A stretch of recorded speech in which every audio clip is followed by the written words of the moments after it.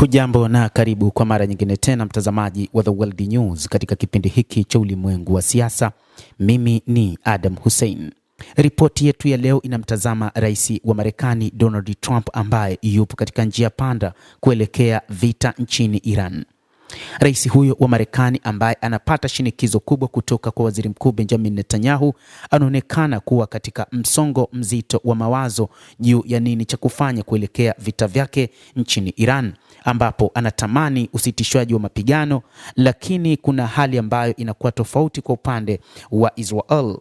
Israel haipo tayari kuona usitishaji wa vita ukifanyika kwa sababu hawakumaliza mipango iliyowafanya waingie vitani.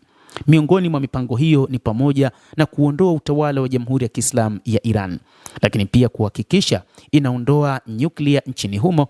Kadhalika, moja kati ya jambo jingine ni kwamba anataka kuhakikisha makombora ya masafa marefu nchini Iran yanaondolewa haraka iwezekanavyo. Lakini mambo haya matatu kimsingi yanaonekana kuwa ni magumu mno. Wakati huu kiongozi mkuu wa serikali ya Jamhuri ya Kiislamu ya Iran, Mujtaba Khamenei, amesema hayuko tayari kuona uranium iliyorutubishwa nchini Iran ikiondolewa nchini humo, kwa maana uranium iliyorutubishwa kwa 60% sawa na kilogram zaidi ya 400 zitasalia nchini Iran na hakuna namna ya nchi kuondoa uranium hiyo. Hii inadhihirisha kwamba wa Iran wapo tayari kwa ajili ya mapambano kwa mara nyingine tena. Lakini ikumbukwe mapambano mazito iliyofanya Marekani na Israel dhidi ya Jamhuri ya Kiislamu ya Iran katika kipindi cha mwishoni mwa Februari ni mapambano mazito mno ambayo wachambuzi wa masuala ya kivita wanasema Marekani ilitumia nguvu kubwa isiyo ya kawaida, lakini haikuweza kupata mafanikio makubwa zaidi. Marekani ilitumia silaha mbalimbali ikiwa ni pamoja na makombora na ndege za kivita, lakini imepata gharama kubwa ambayo inafikia $1 trilioni ndani ya siku 40 pekee.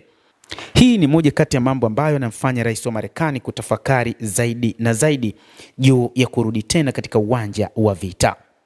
Hata hivyo, katika siku za hivi karibuni waliingia katika mgogoro yeye na waziri mkuu Benjamin Netanyahu, ambapo Netanyahu anataka warudi tena katika uwanja wa vita dhidi ya Iran.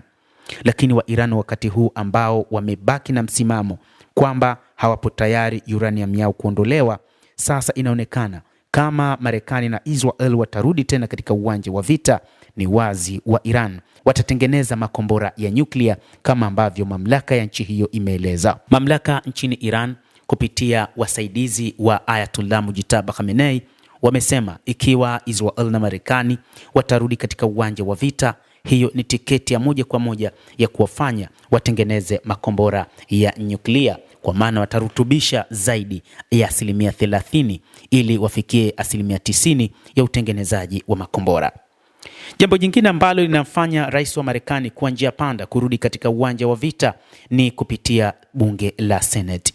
Bunge hilo limemzuia rais wa Marekani kurudi katika uwanja wa vita, na hata wabunge wa chama chake cha Republican wamefutilia mbali juu ya mpango huo wa kumpa mamlaka rais wa nchi kwa maana ya Donald Trump kurudi katika uwanja wa vita dhidi ya Jamhuri ya Kiislamu ya Iran.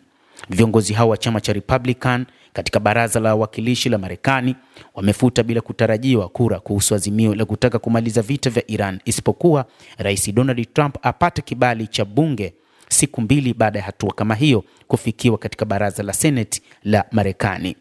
Kura hiyo ilikuwa imepangwa kufanywa mnamo jana Alhamisi alasiri kabla ya wabunge kuondoka Washington kwa mapumziko yao ya siku ya kumbukumbu.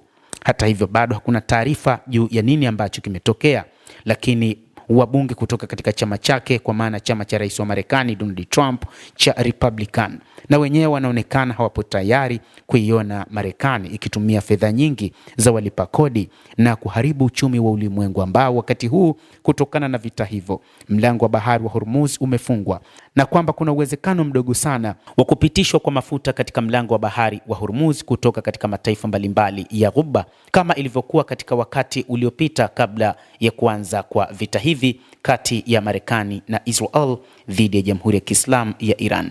Kwa hivyo mpango huu unaonekana unamfanya rais wa Marekani kuingia katika msongo wa kuona ni nini ambacho anaweza akafanya kwa sasa.